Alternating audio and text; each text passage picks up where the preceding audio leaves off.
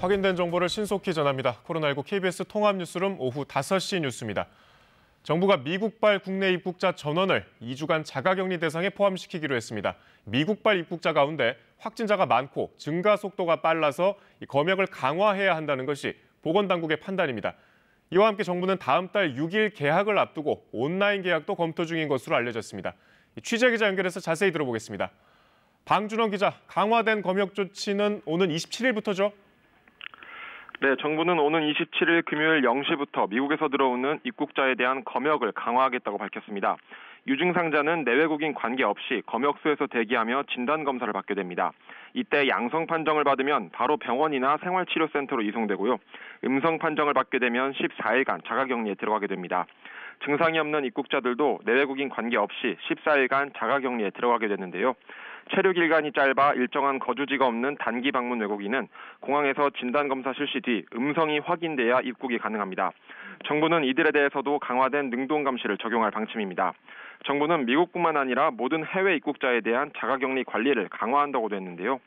자가격리를 지키지 않으면 1년 이하의 징역 또는 1,000만 원 이하의 벌금에 처해질 수 있다고 강조했습니다. 어제 하루 검역소에서만 34명이 확진 판정을 받은 만큼 정부가 해외에서 유입되는 확진자를 선제적으로 통제하겠다는 겁니다. 누적 확진자는 검역소 34명을 포함해 어제 하루 100명의 확진자가 늘어 모두 9,137명으로 집계됐습니다. 사망자는 6명 늘어 126명으로 집계됐고 완치 판정자는 223명 늘어 모두 3,730명으로 늘어났습니다. 앞서 얘기했지만 개학을 앞두고 교육부가 온라인 수업을 학교 수업으로 인정해주는 방안을 검토 중이라면서요. 네, 정부가 원격 수업도 학교 수업으로 인정하는 방안을 검토하면서 온라인 개학도 추진하고 있습니다. 교육부는 개학 연기에 따른 학습 공백을 방지하기 위해 한국교육학술정보원, 한국교육방송공사와 온라인 업무 협약식을 가졌습니다. 인터넷과 EBS 교육방송을 동시에 활용하는 원격 교육을 하기 위해 특히 저소득층을 대상으로 컴퓨터를 빌려주거나 인터넷 비용을 지원할 방침입니다. 네, 정부가 소비 쿠폰 사업도 준비 중이라는데 이거 자세히 전해주세요. 네, 그렇습니다. 정부는 코로나19로 생활에 어려움을 겪는 저소득층과 아동 양육 가구를 대상으로 하는 소비 쿠폰 사업을 다음 달 중으로 시작한다고 밝혔습니다. 소비 쿠폰은 지역 사랑 상품권, 온누리 상품권, 지역 전자화폐 등 지방자치단체별 여건에 맞게 쿠폰 등이 지급될 예정입니다. 지금까지 문화복지부에서 KBS 뉴스 방준원입니다. 수도권에서는 이 해외에서 입국한 뒤에 감염이 확인되는 사례들이 계속 늘고 있습니다. 집단 감염이 발생했던 구로구 콜센터를 역학조사했더니 밀집 환경에서 비말에 의한 바이러스 전파가 원인으로 나타났습니다. 서울시청 연결합니다. 이철호 기자, 수도권에서 늘어난 확진자가 이제 대구, 경북보다 많다면서요? 네, 오늘 0시 기준 수도권 확진자는 어제보다 35명 늘어 776명입니다. 대구, 경북에서 늘어난 확진자가 19명인 걸 감안하면 2배에 가깝습니다. 서울이 13명 늘어 347명, 경기가 21명 늘어 387명, 인천이 1명 늘어 42명입니다. 수도권 확진자 대부분은 해외 유입 관련입니다. 서울의 경우 어제 신규 확진자가 13명인데 9명이 해외 입국자고 3명이 그 가족입니다. 오늘도 어제 인천공항을 통해 입국한 종로구 숭인동 거주 남성이 확진 판정을 받았습니다. 경기도 성남에서는 미국에서 유학 생활을 하다 최근 입국한 20대 여성과 10대 남성이 확진 판정을 받았습니다. 미국 출장을 다녀온 경기도 부천 거주 50대 남성도 확진 판정을 받았는데 이 남성은 입국 후 7명과 접촉한 것으로 조사됐습니다. 서울시는 현재 유럽발 입국자는 하루 1,300명 정도고 미국발 입국자는 2,000명대를 넘어서고 있다고 밝혔습니다. 박원순 서울시장은 빠른 시간 내에 전체 해외 입국자 중 서울 거주자 명단을 제공해달라고 정부에 거듭 요청했습니다. 구로 콜센터 역학조사 결과 나왔죠? 자세히 전해주세요.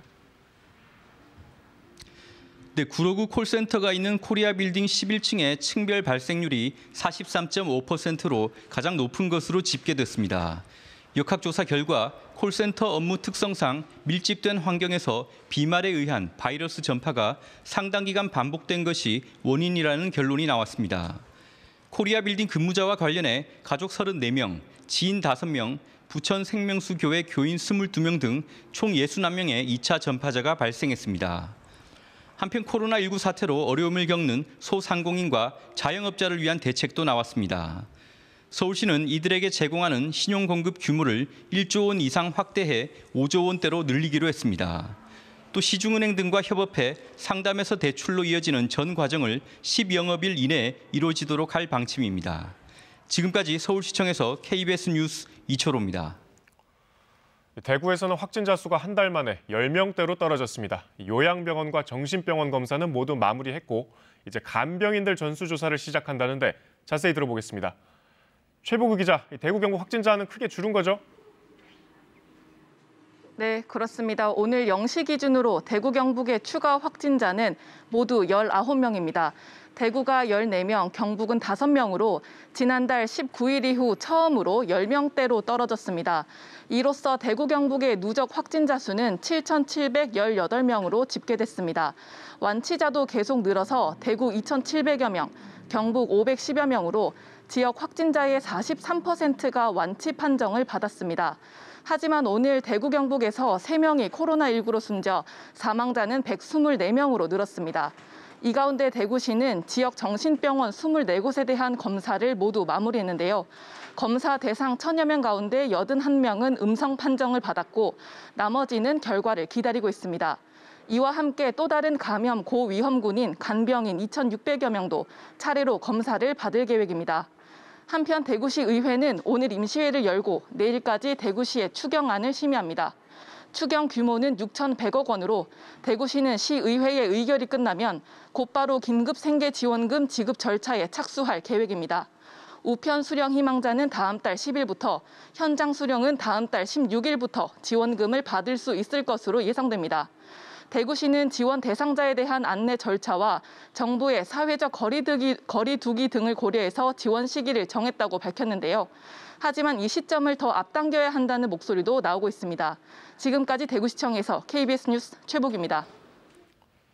일본에서는 어제 신규 확진자가 하루 최다 규모인 71명이 나왔습니다. 그동안 진단검사가 소극적이었다는 지적을 받아왔는데도 확진자가 급증한 셈인데 특히 도쿄에서는 감염 경로를 알 수 없는 환자가 늘면서 도시 봉쇄 가능성까지 나왔습니다. 도쿄 황현택 특파원입니다. 어제 하루 일본 내 코로나19 신규 확진자는 71명이었습니다. 코로나19 검사를 소극적으로 진행한다는 지적에도 하루 기준으로 규모가 가장 많았습니다.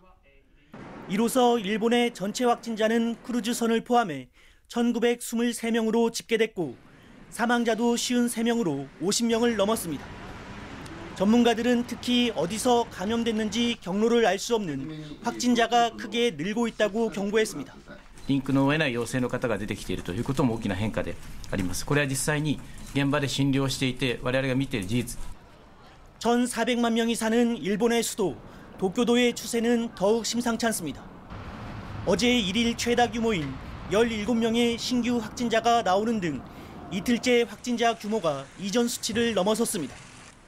도쿄도 내 전체 확진자는 171명, 일본 47개 광역자치단체 가운데 감염자가 가장 많은 지자체가 됐습니다.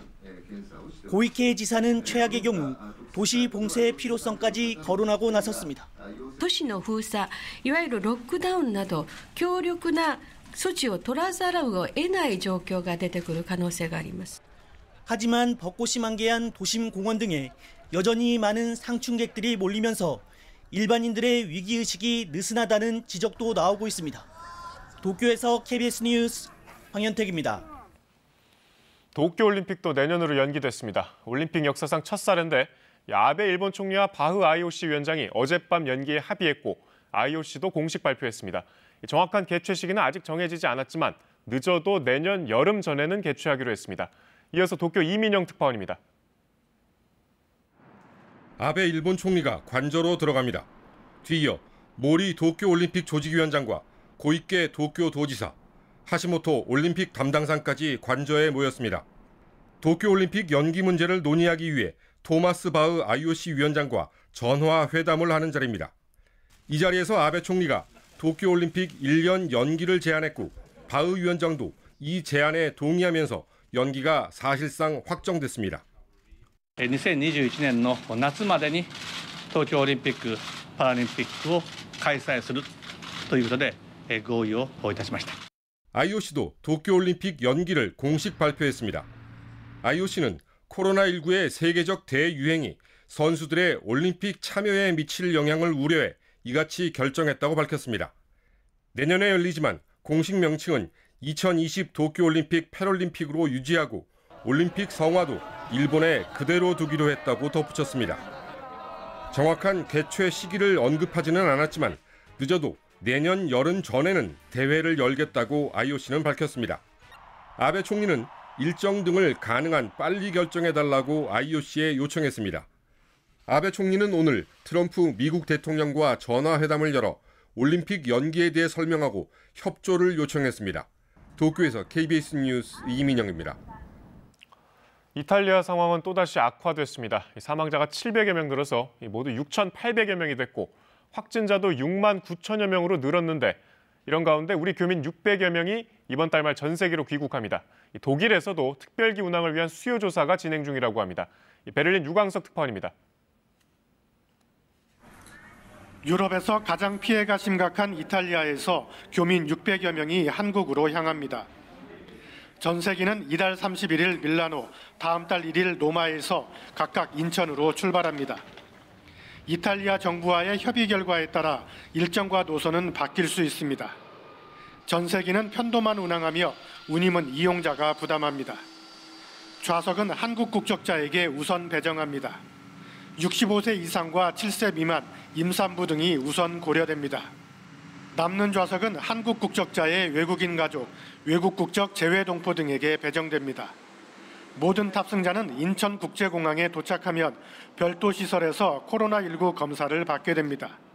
탑승자 가운데 1명 이상 확진자가 나오면 탑승자 전원이 14일 동안 임시생활시설에서 머물러야 합니다. 확진자가 없으면 14일간 자가 격리됩니다. 이탈리아 상황은 다시 악화됐습니다. 사망자는 740여 명 증가해 6,800여 명이 됐고 확진자는 5,200여 명이 늘어 모두 6만 9,100여 명이 됐습니다. 치명률도 9.9%로 올랐습니다. 독일 교민사회에서도 특별기 운항을 위한 수요조사가 진행 중입니다. 제독 한인총연합회는 대한항공의 요청에 따라 프랑크푸르트에서 인천으로 가는 특별기 수요조사를 오늘까지 실시합니다. 현재 프랑크푸르트와 인천 간 노선은 아시아나항공이 유일하게 운항하고 있지만 다음 달 1일부터 16일까지는 운항을 중단합니다. 베를린에서 KBS 뉴스 유광석입니다.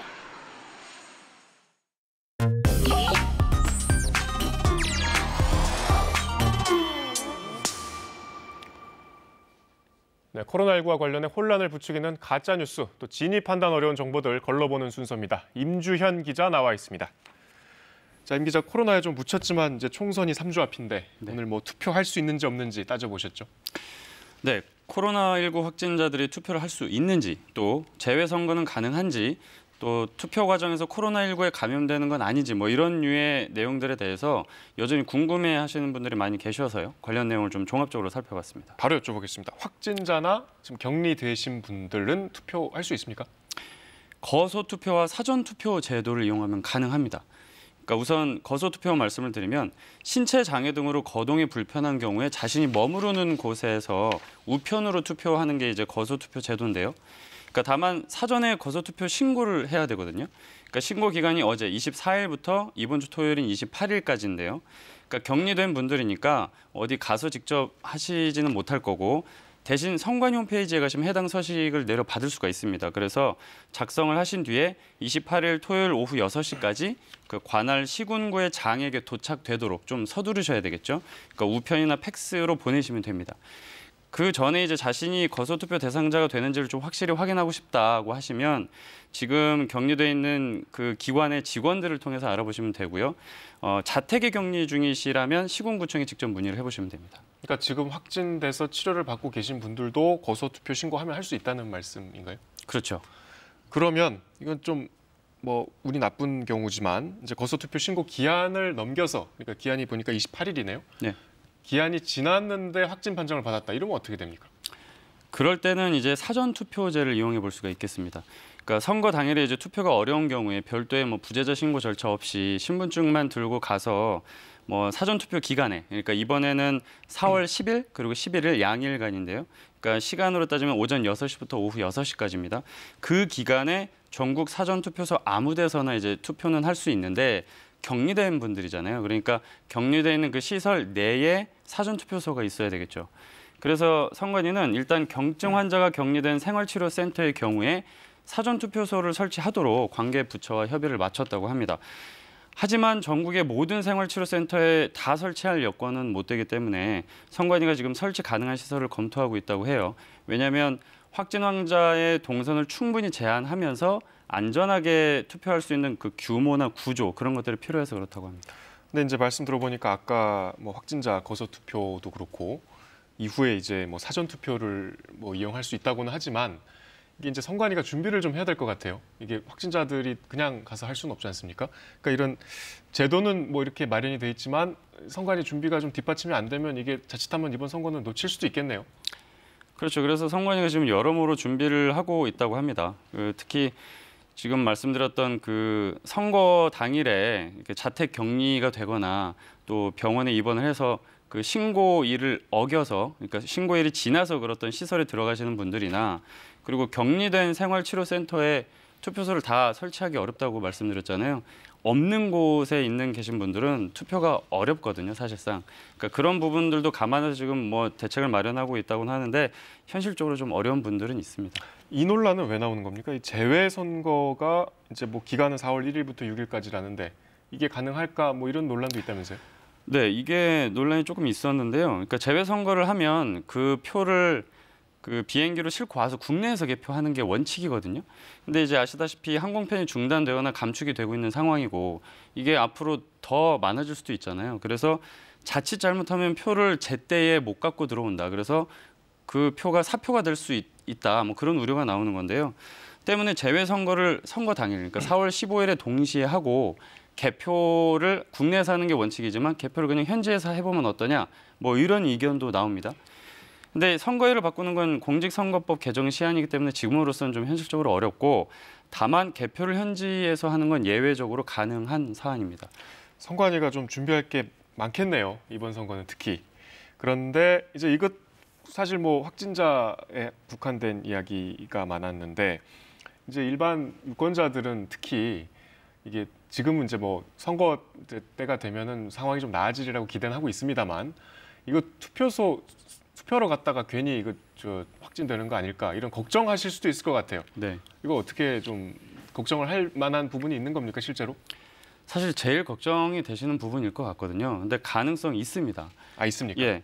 뭐 미처 파악하지 못한 확진자가 마스크도 제대로 안 한 상태로 투표소에 가서 투표를 하고 나왔다. 그러면은 뒤이어서 들어가신 분이 감염될 가능성이 충분히 있죠. 그래서 선관위가 특단의 대책을 좀 마련했는데요.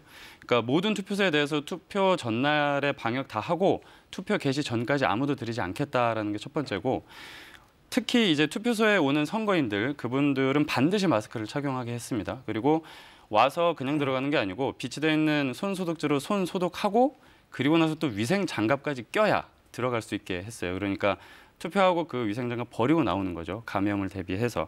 그리고 또 투표소 입구에는 발열 체크 전담 인력을 배치를 해서 한 37.5도 이상 열이 나는 분이나 뭐 호흡기 질환 뭐 증상이 있는 분들은 별도로 이제 동선이 겹치지 않게 별도로 빼놓은 그 임시 기표소로 가서 투표하게 한다는 거고요.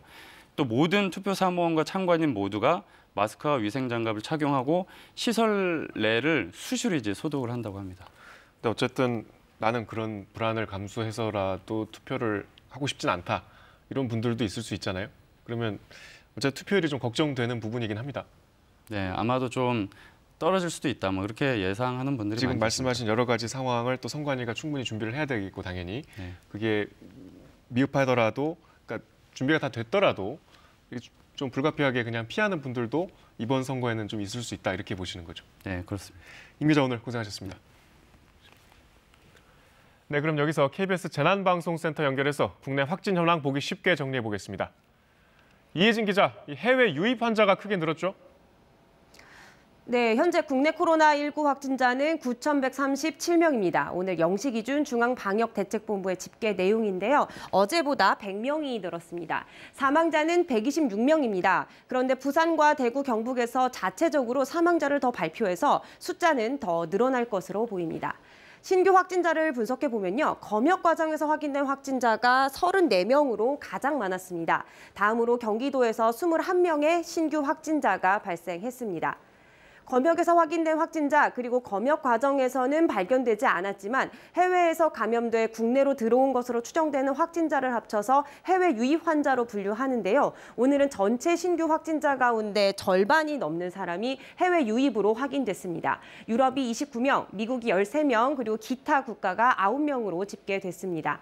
상황이 이렇다 보니 해외 유입 누적 확진자도 빠르게 늘고 있습니다. 지난 22일부터 사흘 만에 100명이 넘게 늘었죠. 특히 오늘 어제보다 51명이 늘었습니다. 가장 큰 폭으로 증가세가 가팔라졌습니다. 네, 사망자가 특히 계속 나오고 있어서 좀 걱정인데 현재 중증 환자가 얼마나 되는지 정리하셨죠? 네, 사망자를 연령대별로 보겠습니다. 보면은 60대 이상이 전체 90% 이상으로 대부분이었습니다. 병원이나 요양시설을 중심으로 집단 감염이 많이 발생했기 때문인데요. 우려스러운 부분은 중증 이상의 환자가 많다는 점입니다. 여기서 파란색이 중증 환자, 붉은색이 이보다 상태가 심각한 위중 환자 수를 나타내는데요. 중증과 위중 환자가 이달 초 급증해 90명 안팎에서 줄어들지 않고 있습니다. 치료가 끝나 격리 해제된 확진자가 빠르게 늘어나는 것과 달리 중증 이상의 환자들은 회복이 더딘 것으로 분석됩니다. 계속되는 코로나19 사태로 답답하고 힘든 시기이지만 방역당국은 더 이상의 확산을 막기 위해 강화된 사회적 거리 두기가 중요하다고 거듭해서 강조했습니다. 지금까지 재난방송센터에서 KBS 뉴스 이혜진입니다. 멈출 수 없었던 악마의 삶을 멈춰줘서 감사하다. 미성년자를 협박해서 성착취 영상물을 제작한 뒤 텔레그램을 통해 유포한 혐의를 받고 있는 박사방 운영자 조주빈이 오늘 아침 포토라인 앞에서 한 말이죠. 경찰은 조 씨를 기소 의견으로 검찰에 송치하는 한편 성착취 영상을 유포한 사람, 또 가담하고 방조한 사람도 전원 수사해서 신상 공개를 검토할 계획입니다. 박민경 기자입니다. 신상 공개가 결정된 박사방의 운영자 조주빈이 마스크를 쓰지 않은 채 처음으로 모습을 드러냈습니다. 피해자들께 할 말 없으십니까? 저에게 피해를 입은 모든 분들께 진심으로 사죄의 말씀을 드립니다. 멈출 수 없었던 악마의 삶을 멈춰주셔서 정말 감사합니다. 조 씨는 뒤이어 쏟아진 음란물 유포 혐의와 살해 모의 혐의를 인정하냐는 취재진의 질문에는 아무 대답도 하지 않은 채 이송 차량으로 이동했습니다. 경찰은 메신저 프로그램 텔레그램을 통해 피해자들을 협박해 성착취 영상물을 제작한 뒤 수많은 회원들에게 가상화폐를 받고 유포한 조 씨를 기소 의견으로 검찰에 송치했습니다. 조 씨의 혐의는 모두 7개로 아동청소년 성보호법상 아동음란물 제작, 성폭력특별법상 카메라 이용 촬영과 협박 등입니다. 경찰은 조 씨의 추가 범죄를 확인하는 한편 성착취 영상을 소지, 유포한 사람은 물론 가담, 방조한 자에 대해서도 전원 수사에 신상 공개를 검토할 방침입니다. 경찰은 오늘 디지털 성범죄 특별수사본부를 설치했습니다. 특수본은 경찰청 사이버안전국장을 본부장으로 올해 말까지 운영됩니다. 끝까지 추적, 검거할 것을 약속드립니다. 모든 접촉은 흔적을 남긴다. 이것이 수사의 기본이자 모든 수사의 열쇠일 것입니다. 검찰도 서울중앙지검 산하에 검사 등 21명으로 구성된 디지털 성범죄 특별수사 태스크포스를 만들고 모든 관련자를 적발하고 무관용 원칙에 따라 엄정 처벌할 것이라고 밝혔습니다. 검찰에 송치된 조주빈 사건은 서울중앙지검 여성아동범죄조사부에 배당됐습니다. KBS 뉴스 박민경입니다. 정치권 소식입니다. 민주당은 비례정당, 더불어시민당에 대한 지지를 호소하면서 의원 3명을 이적시키기 위해 제명했습니다. 통합당은 내일 총선 후보 등록을 앞두고 지역구 4곳의 공천을 취소했습니다. 한우리 기자입니다. 민주당은 더불어시민당의 승리가 곧 민주당의 승리라고 했습니다. 더불어시민당이 민주당의 투표를 통해 참여한 유일한 비례연합 정당이라는 겁니다. 반면 정봉주 전 의원 등의 열린민주당을 향해서는 참칭이라고 비판했습니다. 민주당을 탈당한 개인들이 유사한 당명의 비례정당을 만들었는데 더 무단으로 문재인 정부와 민주당을 참칭하지 말 것을 부탁을 드립니다. 민주당은 의원총회에서 심기준, 정은혜, 재윤경 의원 등 비례대표 의원들을 더불어시민당으로 이적시키기 위해 제명했습니다. 한편 민주당 최고위는 부산 금정 지역구 후보를 기존 김경지 변호사에서 박무성 전 국제신문 사장으로 바꿔 재추천하기로 했습니다. 미래통합당은 오늘 비공개 긴급 최고위원회를 소집해 부산 금정, 경북 경주, 경기 화성을, 경기 의왕, 과천 등 4곳의 공천을 직권 취소했습니다. 기본적으로 국민 중심 공천, 이기는 공천이 돼야 된다. 그런 측면에서 최고위회가 판단을 했다. 이렇게 보시면 되겠습니다. 황교안 대표는 당내 김무성 의원 호남 공천론에 대해 일회용으로 활용하고 그만두는 배치는 적절하지 않다고 말했습니다. 앞서 이석연 공관위 부위원장은 김무성 의원의 광주 출마가 호남 공천의 백미인데 격식 문제를 풀지 못해 무산됐다며 아쉽다고 했습니다. 한편 황교안 대표는 비례정당인 미래한국당의 공천 명단 개입 논란과 관련해 미래한국당은 자매정당으로 과도하거나 선을 넘는 논의는 없었다고 거듭 밝혔습니다. KBS 뉴스 한울입니다. 저희 코로나19 통합 뉴스룸에서는 이 어려움을 함께 극복하자는 국내 유명 인사들의 응원 메시지 소개해드리고 있습니다. 오늘은 간호사관학교 생도들의 응원 영상, 그리고 이에 대한 방탄소년단의 화답 전해드립니다. 국가와 국민을 위하여 충성을 다하고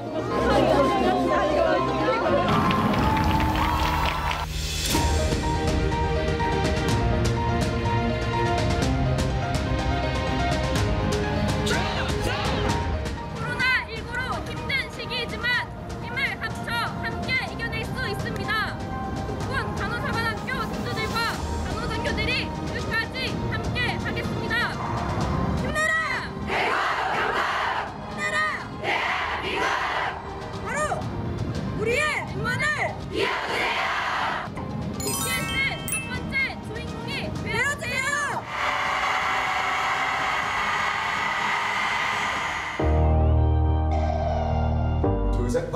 안녕하세요. 방탄소년단입니다. 코로나19로 어려운 시기에 국군 간호사관학교 생도분들이 응원 영상의 주자로 저희를 불러주셔서 이렇게 여러분 앞에 서게 되었습니다. 간호장교 여러분, 의료진과 방역 관계자분들 진심으로 감사드립니다. 저희 방탄소년단은 요즘 익숙했던 매일매일이 얼마나 큰 의미였는지, 관객석이 텅 빈 무대에 서며 여러분과 한 공간에서 호흡하는 순간이 얼마나 소중했는지 절실히 느끼고 있습니다. 무엇보다 가장 힘든 것은 점점 고립되어가는 길, 우리의 마음이 아닐까 싶습니다. 맞아요, 여러분. 사실 우리는 아픔도 기쁨도 함께 나눌 만큼 아주 가까이 연결되어 있습니다. 함께 어떤 어려움도 이겨낸다는 용기와 의지만 있다면 그 용기의 힘으로 이 시기를 끝나갈 수 있다고 생각합니다. 불안보다는 믿음이, 분노보다는 위로가 필요한 때입니다. 저희 방탄소년단도 대한민국의 국민으로서, 세계 시민으로서 여러분들과 함께 지혜롭게 헤쳐나가겠습니다. 하루빨리 사랑하는 사람들과 마주보며 밥을 먹고 이야기할 수 있기를 바랍니다. 힘내라! 대한민국! 대한민국! 화이팅! 화이팅! 오늘 대부분 지방에서 화창한 날씨가 이어졌는데요. 하지만 조금 뒤부터는 전남 서해안과 제주도에서 비가 시작되겠고 내일 오전에는 남부지방, 오후부터는 전국 대부분 지방에 비가 내리겠습니다. 모레까지 제주도와 지리산 부근, 남해안에는 최고 150mm가량의 많은 비가 예상됩니다. 특히 내일 오전부터 모레 새벽 사이에 많은 비가 집중될 것으로 보이니까 각별한 대비가 필요하겠습니다. 이 비는 모레 오전에 수도권을 시작으로 오후 대부분 그치겠지만 동해안 지역에서는 주말 아침까지 비가 이어지겠습니다. 내일 아침 기온은 서울이 9도 등으로 오늘보다 높겠습니다. 낮 기온은 서울 19도 등으로 대부분 지방에서 20도 안팎에 머무르겠습니다. 하지만 비가 그치고 나면 북서쪽에서 찬 공기가 내려오면서 기온이 다시 떨어지겠습니다. 기상정보였습니다. 뉴스 마칩니다. 다음 뉴스는 저녁 7시에 이어집니다. 고맙습니다.